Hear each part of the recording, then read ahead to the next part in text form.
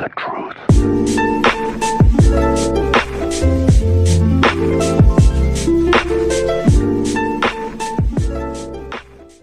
Hey you, welcome back to my channel. Me and Harry the Platypus are here to review Game of Thrones Season 8, Episode 2.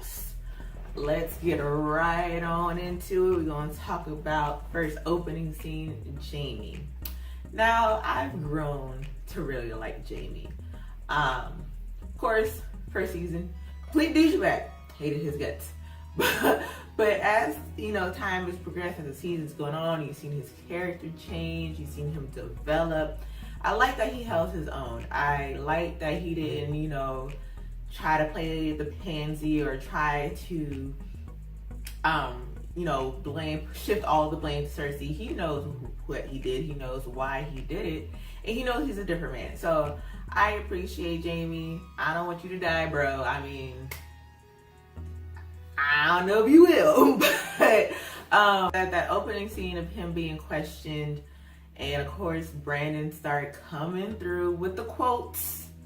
I hope, is he citing his quotes? I hope he's following, MLA style or something. Last season, it was with Littlefinger with the whole chaos is a latter. This season is the things we do for love. Unlike last season, Littlefinger really didn't serve any beneficial purpose moving the story forward and keeping everybody's mind concentrated on the Night King. Whereas, I don't think this is going to, as you found out in the Godswoods between him and Bran, that Bran is not going to snitch, like my prediction. If you did not watch my last review, click somewhere in the description bar, or if I can get this little I do hickey to do something, click is going to be somewhere linked below. Go ahead and check out my last review. But yeah, like I said, Bran did not snitch.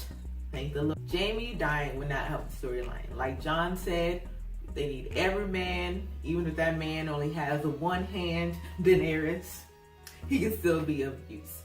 I like the way that Brienne came and saved her boyfriend. Because Brienne wants him, but how she came and how she defended him. Because Brienne to me was that pivotal moment to where he started to change who he was. If he did,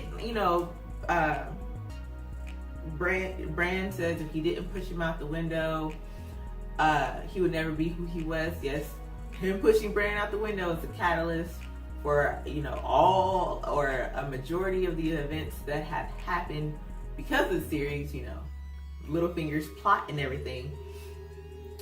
But I feel like when he met Brienne, which I guess was all part of the plan, that's when he started to soften up. That's when you started to see a change in him. That's when you started to see the honor coming back and Cersei's clutches being kind of pried out of his life, out of his mindset, out of the way he thinks, out of what he thinks is appropriate and honorable and all of that. Since we're bringing up Brienne, my prediction, I don't know if it's going to happen episode 3 or when, Brienne gonna die. I'm sorry to say, all you Brienne fans. Yeah, the reason I think Brienne's gonna die is because she's too happy. Game of Thrones characters usually don't fare too well when they're happy. Look, Exhibit A, Robb Stark. Happy-go-lucky, got his pretty old lady pregnant, everything. Oh, ha, ha, ha, ha. Ching, ching, ching, ching, ching, ching. And that's the last we heard of him. So Brienne is getting, Podrick is her pupil. He's come a mighty long way. Oh, a mighty, mighty long way. So he's improved. He is now teaching people. She's gotten the thing that she's always wanted, which is her knighthood. The emotional tears. The actor who plays Brienne did a wonderful job portraying the emotions, the happiness. She still wanted to be tough. But this is something that she's always wanted, for her to be acknowledged by a person that she respects and cares about. It all culminated into a really, really nice thing. And plus, she got old Tormund Giant Spain checking for her. She gonna die.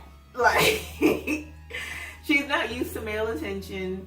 You know, she's not used to males respecting her. She's not used to all this. So, like I said, her happy-go-lucky moment in Game of Thrones fashion, I would not be surprised if she met her end. Speaking of Tormund, he is always asking about Brienne. Like, he never calls her by her name. I realize that. I don't think, write in the comments if I'm wrong, but I don't think Tormund has ever really called her by her name. It's always the big woman, or the woman with the yellow hair who looks like she's, you know, wants to eat my liver. You know her? Yes, I know her. All those type of things. So, and then rando as hell, the Giant's Milk story. Like, this, in the midst of all types of tension, and like, I don't know if, like, I guess the story was supposed to impress Brienne, because obviously I think he can tell that there's something, he doesn't know if it's romantic or whatever, but basically he pressed about Jaime being there. So the Giant's Milk story, it was just funny. Is Giant's Milk, is that PETA approved? You know, it's not animal cruelty. It is all fantasy. So I wonder, you know, full of vitamins. Speaking of random, now if you watch my episode 1 review, you know the detailed fantasy I have in my head about the direwolves. So the fact that Ghost just casually chilling in the background is not cool. Like, we get no reunion scene, no type of emotional connection of, oh, you've been gone so long, where have you been? Like, I wanted something reminiscent of when Ghost had been missing the first time. I think that was in season 4. And John saw him, and it's just like, oh, you know, we're in 7 hells, have you been? And blah, blah, blah, blah. I wanted something, like, you haven't seen your dog, at least in our eyes, you have not seen your direwolf, sorry to have called him a dog, you have not seen your direwolf since the onset of season 7, and we get nothing.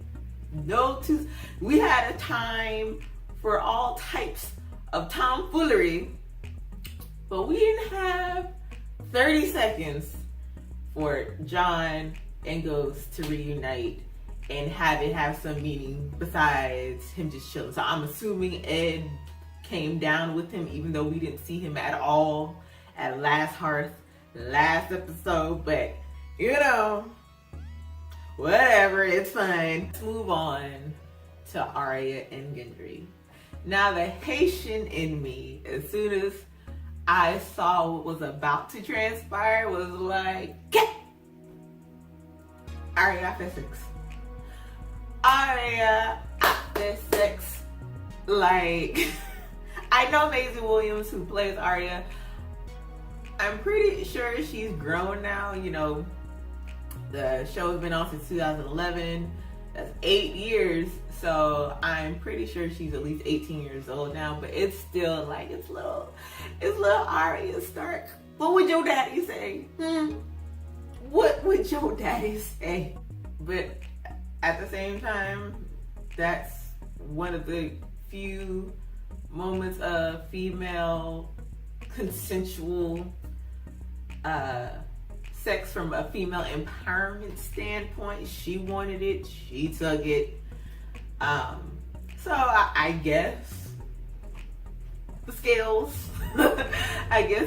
are balanced. Now, are they fulfilling Robert's plan that I have a son, you have a daughter, let them be wed and join our houses? Cause I don't no. Because Arya was not there to hear that conversation, because of the fact that when that conversation happened, Robert Baratheon and Ned Stark were down in the crypts during that conversation. But her face completely changed once she found out that he was Robert Baratheon's bastard. What you got up your sleeve, Arya? I didn't take you for that type, you know. But yeah, move right on along to Dany and this power trip that she's been on. Like, she's not having the best managerial skills. She's not, you know, she's like a person who came in from another office and they're just trying to discombobulate everything, and you looking at them like, you just got here, bruh. Like, calm down. From the questioning of Jaime Lannister, first of all, these Northmen don't give a damn about you nor your crazy behind daddy. So, like, you trying to judge him for killing your father, no one cares. Like, to the conversation with her and Sansa's out here being a wolf. He's being cunning. Or is that a fox? Wolves are cunning, right? Yes. Pack mentality, all that type of stuff. I am not scared. I'm not backing down. What about the North? And Daenerys trying to come in all sweet and gentle until she don't hear something that, you know, that she wanted to hear. All of a sudden, it's kind of like all cards off the table. You gotta respect me, who you think you are, blah, blah, blah, blah, blah. And I think I wonder when they're gonna move away from that. Because if she continues on that pathway of this kind of alienating herself, at least from the North, I don't foresee that going down too well. Her conversation with Jon, and she, beginning episode, I love Jon, I trust Jon, I'm here because of Jon, I know he'll keep his word, I know he's true to his word, all of that. But then when he says that, oh, I'm your nephew, which he was not, you know, sparked about, which is understandable, because if she didn't marry Khal Drogo, she probably would have ended up marrying her brother. So incest ain't nothing but a thing to old Daenerys Targaryen. But she all of a sudden is in complete disbelief, like, oh, you're plotting on me. Doesn't it seem inconvenient? Or doesn't it seem too convenient that your brother and your best friend are, you know, saying these type of things? And it's kind of like, by the end of that conversation, it's, you know, you are conspiring with these people to take my place. Like, isn't that super convenient? I can understand why she would jump to that conclusion, because she's in denial. Like, her whole purpose, her whole being, her whole motivation, her whole drive is to sit on the Iron Throne. So her being second in line, like I predicted, did not fall well on her ears. So it must be conspiracy. These people must be lying to you. These people must be trying to turn you against me. All that type of stuff. Wherein the logical response would be, I know Jon is not a liar. I know Jon is an honorable person. Look at what he did last season in front of Cersei. He didn't lie in front of Cersei. So why would he lie to you now? In addition, you've seen and heard Bran tell important key details of things that no one else is supposed to know, but the person involved. And you have plenty of confirmation, plenty of testimonials for that. But once again, she's so headstrong in this I am queen, that, you know, her emotional state is overtaking the logic. So I got a question for y'all, right? Because there seems to be no logic. I said ain't time for new love. And I mean, I guess what we got this episode was not new love, but just friend people exiting the friend zone, except Shajura. But everybody else, you know, Gendry got out the friend zone. And do you think that who do you think is pregnant? That's the question I have. Who do you guys think is pregnant? Comment down below. I think Arya is pregnant. Like, I wouldn't be surprised if she had sex trying to conceive, and that's why she was pressed about who else he has slept with, how many other women, because that can describe how many other bastards he may have. Do you think Daenerys is pregnant? That'll just throw more gasoline onto the fire. Why not? That's what Game of Thrones is known for. Person I think was pregnant, but no longer is Cersei. I think she had an abortion. Here's why I think because if you know me, if you've seen my previous video, I was a huge skeptic. The reason I think that she's pregnant now is because remember back in season 7, once her hand, Qyburn, that's his name, but once her hand, Qyburn, was in the room and Jaime was walking in, his last words to her was, do I need to give you something for this? And she said, no, that would not be necessary. Because, in her mind, she's queen.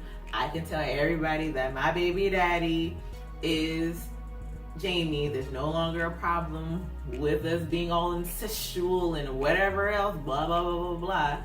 And that's why I think that he recommended something to her, some sort of abortion herb or abortion tea back in the day, to help her abort. But she was like, I don't need it. But now, since Jaime is gone, I think that's harking back to episode 1 of this season, when she had the tears in her eyes after Euron was saying that, oh, I'm going to put a prince in your belly. It's because she had an abortion. Because by now, from how things have been looking, she should be showing. Last time we saw her naked was the last time she had sex with Jaime, and her stomach was flat. So if she was indeed pregnant, she should be showing. And since she is not, I think maybe she was indeed pregnant but had an abortion, because they mentioned it. Because they mentioned it in this episode when Jaime and Tyrion are talking, and he's saying, was the baby real? And Jaime was like, yes, the baby was real, but the baby ain't real no more. So if you like the look I'm wearing, once again, like I said, it's inspired from Brienne. If you want a tutorial, give this video a big thumbs up and leave a comment down below letting me know that you enjoyed this video, that you want this look. Subscribe, share with your friends, ring the notification bell. That's gonna let you know that I have uploaded something new. You know you want to see it. I know you would like to see. So go ahead and click that notification bell. Did you like this video already? It just said that, but did you follow my directions? You did. Following directions are very important. Not everything is about going to Instagram. You did. And last but not least, if Sansa and Theon pull a Missandei and Grey Worm, because they get a little too cozy. He saved her. And like I said, ain't no time for new love, but hey, he saved her life. But he ain't got no balls. Or he definitely doesn't, no longer has a penis to work with. But the same way Grey Worm did, he could show her what that mouth do.